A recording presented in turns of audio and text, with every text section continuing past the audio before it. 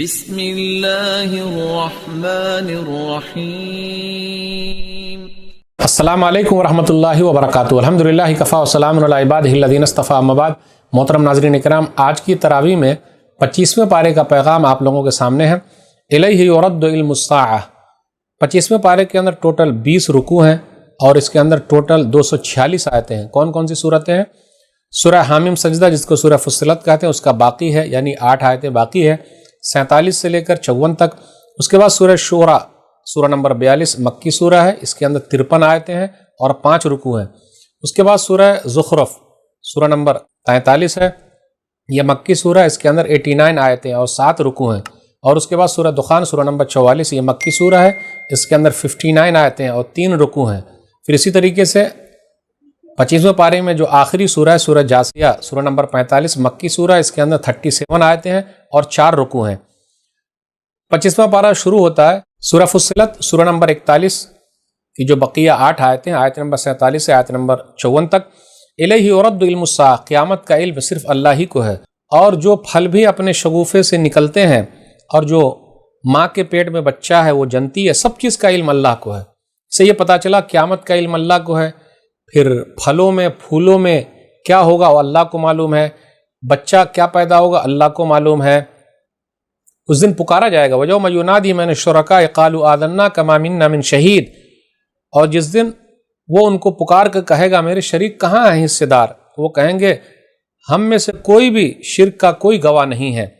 اب آگے انسان کے بارے میں ذکر ہے کہ اگر ہم اسے پہنچنے والی تکلیف کے بعد اپنی رحمت کا مزہ چکھاتے ہیں تو وہ یہ کہتا ہے یہ تو میرے ہی لیے ہے اور میں نہیں سمجھتا کہ قیامت قائم ہونے والی، وما اظن الساعۃ قائمہ۔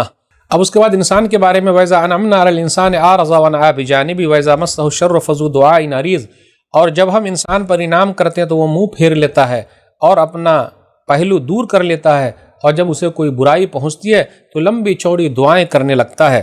سنريهم آياتنا في الآفاق وفي أنفسهم حتى يتبين لهم أنه الحق أولم يكف بربك أنه على كل شيء شهيد، یہ آیت نمبر 53 ہے۔ ان قریب ہم انہیں دنیا کے اندر اپنی نشانیاں دکھائیں گے۔ تو آپ غور کر لیجئے، دنیا میں آسمان میں اللہ کی نشانیاں موجود ہے، ایک اللہ کی، غور کرنے کی ضرورت ہے۔ لوگ چاند تک پہنچ گئے لیکن چاند بنانے والے تک نہیں پہنچے۔ یہ کیسے سائنٹسٹ ہیں بھائی؟ بنانے والے تک پہنچنا یہ اہم ہے، بنی ہوئی چیز تک لوگ پہنچ گئے۔ پھر اسی طرح کہا تمہارے نفسوں میں بھی نشانیاں ہم دکھائیں گے، بے شک جو قرآن برحق ہے۔ کیا یہ بات کافی نہیں کہ آپ کا رب ہر چیز پر گواہ ہے؟ اس کے بعد سورہ شورى مکی سورہ ہے، اس کے اندر 53 آیتیں ہیں اور 5 رکوع ہے۔ بسم اللہ الرحمن الرحیم، حامیم عین سین قاف، اس کا معنی اللہ ہی کو معلوم ہے۔ پھر اسی طرح کہا آپ کی طرف ہم نے وحی کی ہے جیسے اس سے پہلے بھی لوگوں کی طرف وحی کی ہے۔ اس کے بعد یہ بیان کیا جا رہا ہے کہ ہم نے جو وحی کی ہے، قرآن آپ کو دیا ہے، مقصد کیا ہے؟ لِتُنذِرَ أُمَّ الْقُرَىٰ وَمَنْ حَوْلَهَا وَتُنذِرَ يَوْمَ الْجَمْعِ لَا رَيْبَ فِيهِ فَرِيقٌ فِي الْجَنَّةِ وَفَرِيقٌ فِي السَّعِيرِ۔ ہم نے وحی کی ہے تاکہ آپ مکہ والوں کو اور مکہ کے ارد گرد جتنے لوگ ہیں سب کو آپ ڈرائیے، اس دن سے ڈرائیے جس دن لوگوں کو جمع ہونا ہے، اور اس جمع ہونے میں کوئی شک نہیں ہے، ایک گروہ جنت میں ہوگا اور ایک گروہ جہنم میں ہوگا۔ وَلَوْ شَاءَ اللَّهُ لَجَعَلَهُمْ أُمَّةً وَاحِدَةً، اگر اللہ تعالیٰ چاہتا تو سب کو ایک ہی امت بنا دیتا۔ وَلَكِنْ يُدْخِلُ مَن يَشَاءُ فِي رَحْمَتِهِ وَالظَّالِمُونَ مَا لَهُم مِّن وَلِيٍّ وَلَا نَصِيرٍ، لیکن اللہ تعالیٰ اپنی رحمت میں جس کو چاہتا داخل کرتا ہے، اور ظالموں کا کوئی ولی یعنی دوست اور مددگار نہیں ہے۔ آگے بیان کیا جا رہا ہے لَيْسَ كَمِثْلِهِ شَيْءٌ وَهُوَ السَّمِيعُ الْبَصِيرُ، آیت نمبر 11۔ اللہ کے جیسی کوئی چیز نہیں، وہ سننے والا اور دیکھنے والا ہے۔ دوسرے لوگ بھی سنتے ہیں اور دیکھتے ہیں، لیکن اللہ کا دیکھنا اللہ کا دیکھنا ہے، بندے کا دیکھنا بندے کا دیکھنا ہے۔ وہ اللہ ہے اور دوسرے لوگ عبداللہ ہیں، اللہ کے بندے ہیں۔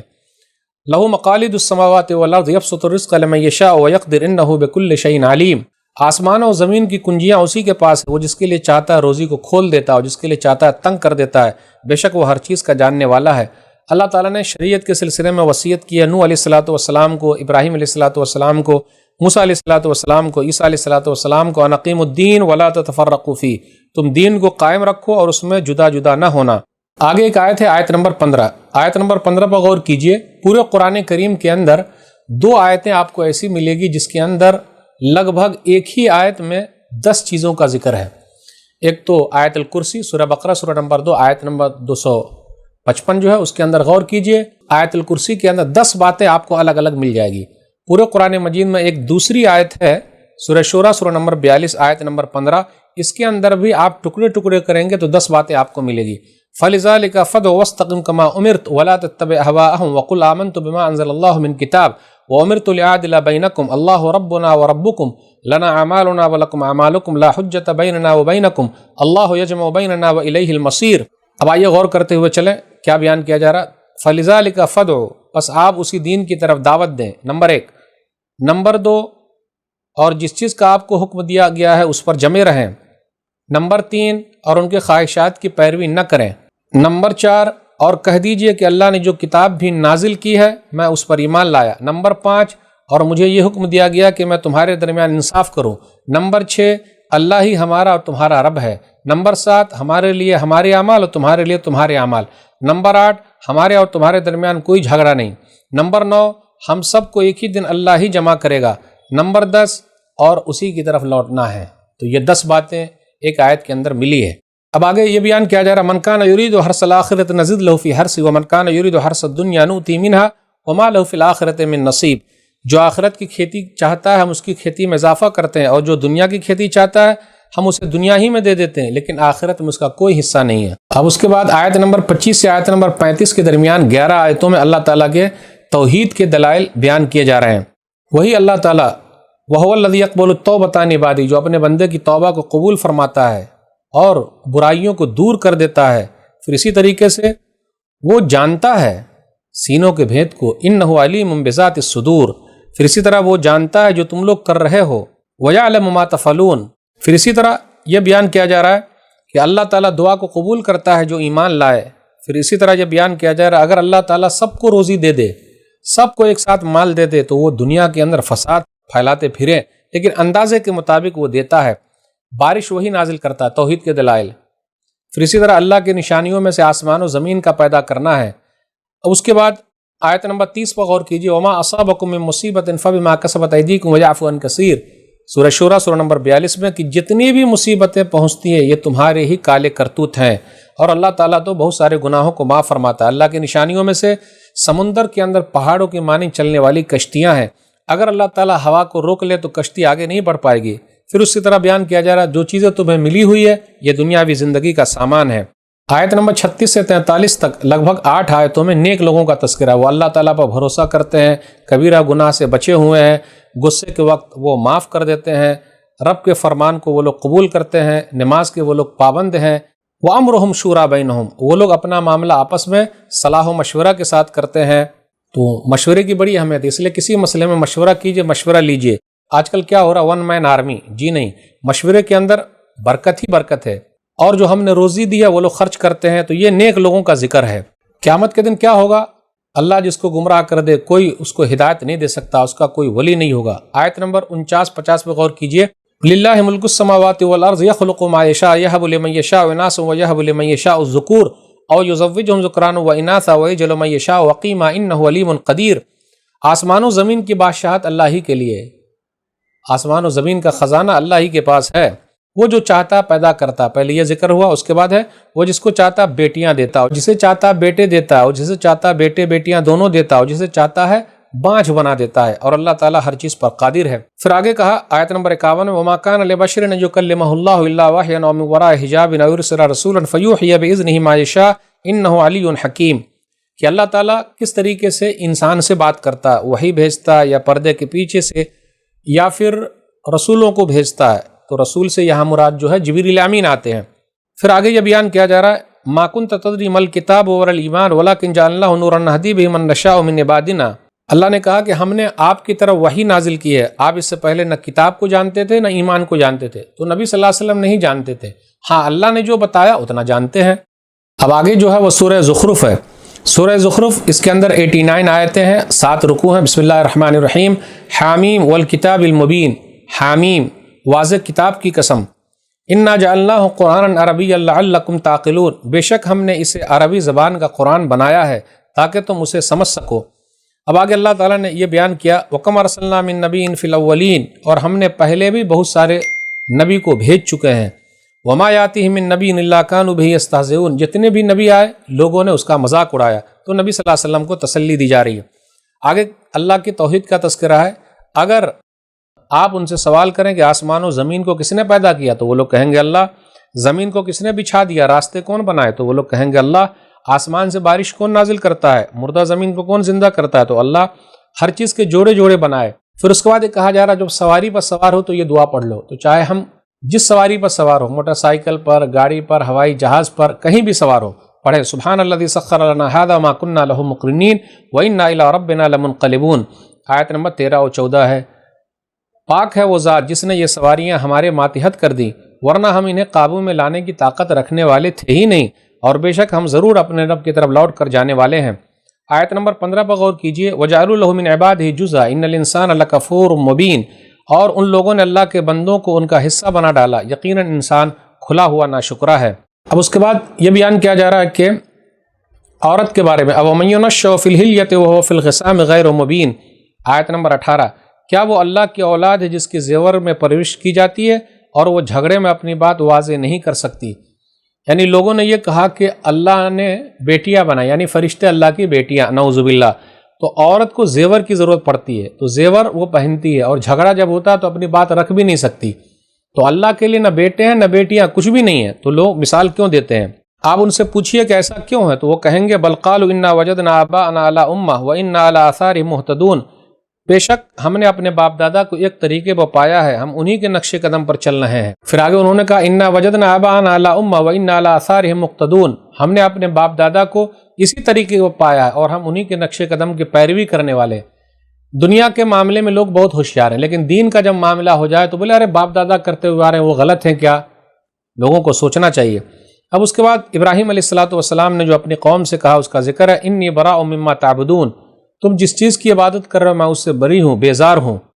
کفار مکہ نے ایک اعتراض یہ کیا تھا، وقالوا لولا نزل هذا القرآن على رجل من القريتين عظيم اهم يقسمون رحمة ربك نحن قسمنا بينهم معيشتهم في الحياة الدنيا ورفعنا بعضهم فوق بعض درجات ليتخذ بعضهم بعضا سخريا ورحمة ربك خير مما يجمعون۔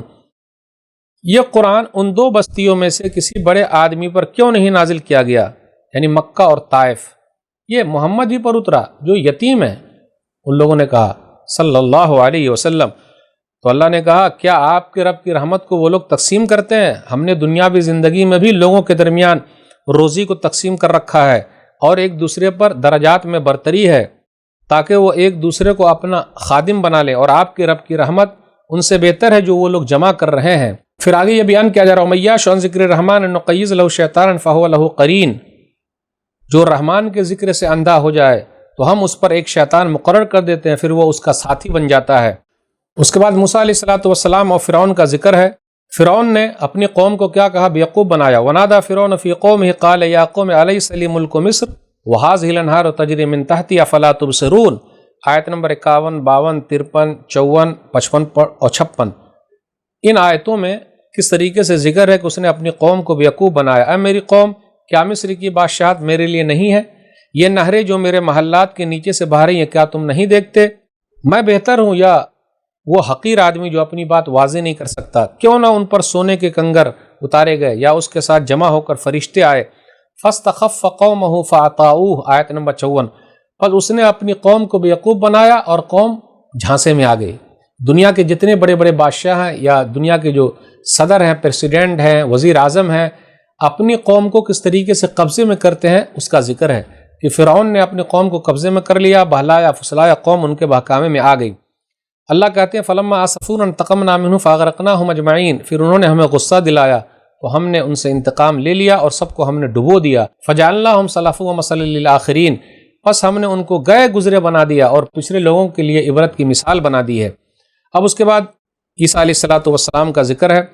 آگے یہ بیان کیا جا رہا ہے وَلَوْ نَشَاءُ لَجَعَلْنَا مِنْكُمْ مَلَائِكَةً فِي الْأَرْضِ يَخْلُفُونَ، اور اگر ہم چاہتے تو تم میں سے فرشتے بنا دیتے جو زمین میں تمہارے جانشین ہوتے۔ عیسیٰ علیہ السلام نے اپنی قوم سے کہا فَاتَّقُوا اللَّهَ وَأَطِیعُونِ، لوگو اللہ سے ڈرو اور میری بات مانو۔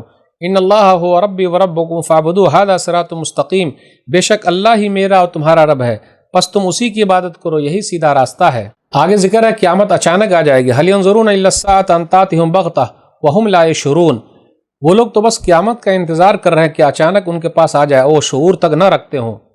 اس کے بعد جنتیوں کو جو انعام ملیں گے اس کا ذکر ہے۔ وفیہا ما تشتہیہ الانفس وتلذ الاعین وانتم فیہا خالدون وتلک الجنۃ التی اورثتموہا بما کنتم تعملون، اور اس جنت میں ہر وہ چیز ہوگی جو دل چاہیں گے اور جس سے آنکھیں لذت پائیں گی، اور ان سے کہا جائے گا تم اس میں ہمیشہ رہو گے، اور تم اپنے ان اعمال کی وجہ سے اس جنت کے وارث بنائے گئے ہو جو تم کیا کرتے تھے۔ تو عمل کی بڑی اہمیت ہے، جب تک عمل نہیں کیجیے گا اللہ کی توفیق کیسے ملے گی؟ آگے بیان کیا جا رہا وما غلمناہ ولکن کانوا هم الظالمین، اور ہم نے ان پر ظلم نہیں کیا بلکہ وہ خود ہی ظالم تھے۔ جہنمی لوگوں کا تذکرہ ہے۔ ونادوا یا مالک لیقضی علینا ربک قال انکم ماکثون، وہ پکاریں گے اے مالک، یہ جہنم کے داروغہ کا نام ہے، تیرا رب ہمارا کام ہی تمام کر دے تو بہتر ہے۔ وہ کہے گا بے شک تم تو جہنم ہی میں ٹھہرنے والے ہو۔ آخر میں نبی صلی اللہ علیہ وسلم سے کہا جا رہا فاصفح عنہم وقل سلام فسوف یعلمون، آپ ان سے درگزر کیجیے اور کہہ دیجیے تمہیں سلام ہے، پھر ان قریب وہ لوگ جان جائیں گے۔ اب اس کے بعد سورہ دخان، سورہ نمبر 44، اس کے اندر 59 آیتیں ہیں اور 3 رکوع ہیں، مکی سورہ ہے۔ بسم اللہ الرحمن الرحیم، حامیم والکتاب المبین، واضح کتاب کی قسم۔ حامیم اس کا معنی اللہ ہی کو معلوم۔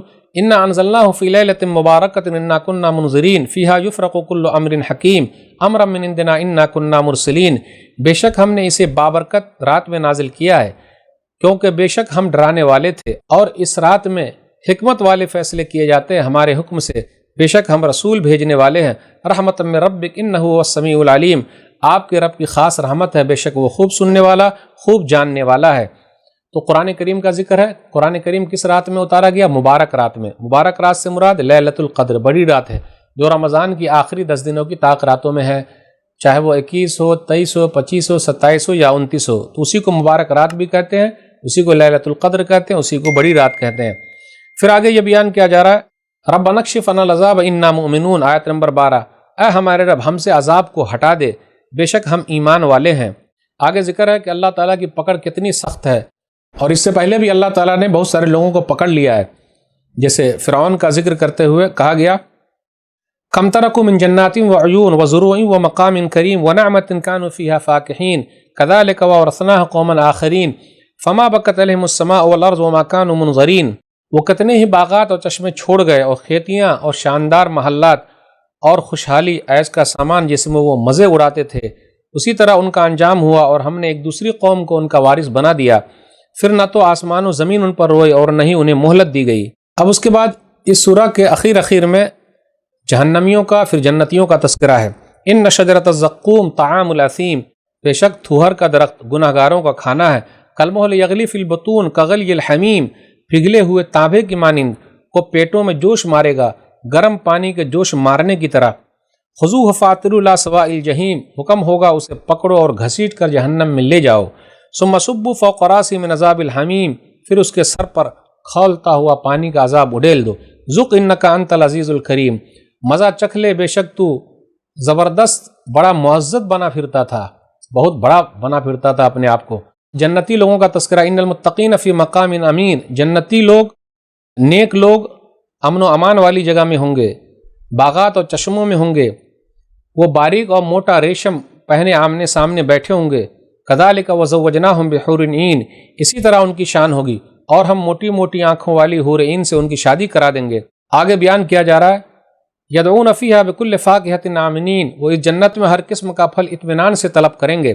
فضلا من ربک ذالک هو الفوز العظیم، یہ آپ کے رب کا خاص فضل ہے اور یہ بہت بڑی کامیابی ہے۔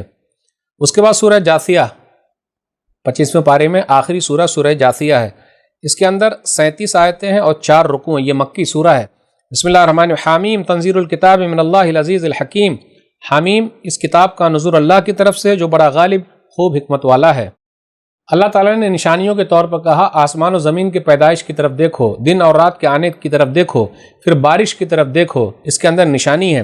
تلک آیات اللہ نتلوها علیک بالحق، یہ اللہ کی آیتیں ہیں جن کی ہم حق کے ساتھ تلاوت کرتے ہیں۔ فبأي حدیث بعد اللہ وآیاتہ یؤمنون، پھر اللہ اور اس کی آیتوں کے بعد وہ کس بات پر ایمان لائیں گے۔ ویل لکل افاک اثیم، ہر نہایت جھوٹے اور گنہگار کے لیے ہلاکت ہے۔